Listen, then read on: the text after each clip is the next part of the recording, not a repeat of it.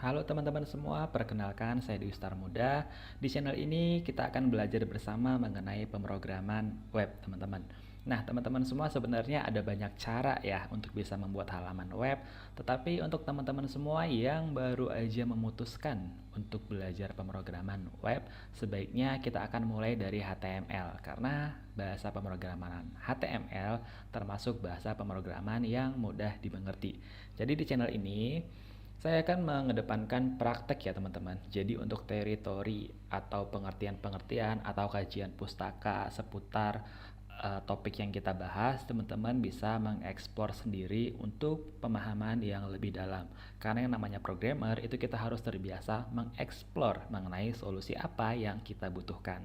Jadi langsung aja kita mulai pengertian HTML dasar, dan ini adalah video pertama dari playlist pertama kita di channel ini. Kita langsung mulai aja, apa itu HTML. HTML adalah singkatan dari Hypertext Markup Language, yaitu bahasa markup yang digunakan untuk membuat halaman website. Seperti yang saya sampaikan sebelumnya, bahwasanya untuk bisa membuat halaman website itu ada banyak cara. HTML merupakan salah satunya karena HTML adalah bahasa yang paling mudah dimengerti menurut saya.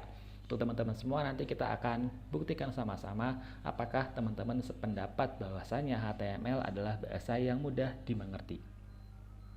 Nah, ini adalah orang yang pertama kali menemukan HTML. Saya sudah sampaikan sebelumnya bahwasanya di channel ini saya hanya memberikan sedikit mengenai kajian pustaka atau teorinya. Teman-teman silahkan mengeksplor sendiri lebih dalam. Jadi, Tim Berners-Lee ini adalah sebuah peneliti ya. Dia bekerja di CERN, itu lembaga riset nuklir di Rusia.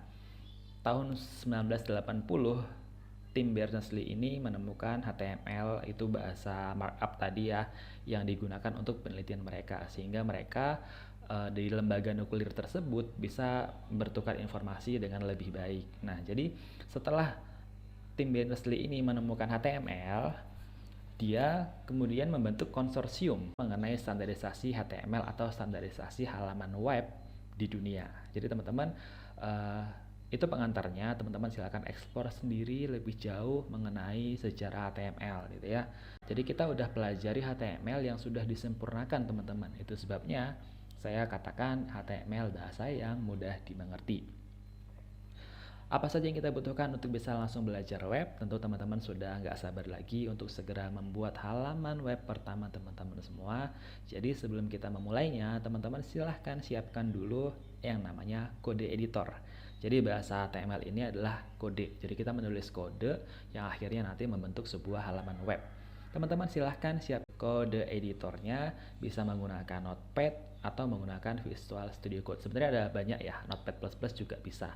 Saya sarankan nanti kita hanya praktek dua ini aja mengenai kode editor, yaitu menggunakan Notepad, bagaimana menggunakan Notepad agar bisa membuat halaman web, dan kemudian saya juga akan tunjukkan bagaimana membuat halaman web dengan menggunakan Visual Studio Code. Tentunya menurut saya kita akan lebih mudah dipermudah menggunakan Visual Studio Code.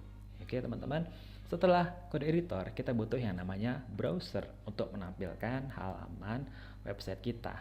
Jadi kita tulis kodenya di Visual Studio Code, di kode editor, kemudian kita tampilkan di browser. Tentu udah gak sabar ya, langsung aja kita mulai membuat halaman web pertama kita. Tapi menulis kode untuk bisa membuat halaman web pertama kita saya tampilkan di video berikutnya ya teman-teman. Jadi silahkan tonton playlist ini sampai selesai agar teman-teman bisa menyelesaikan membuat halaman web dengan menggunakan bahasa HTML. Saya Dwi Star Muda, see you in the next one.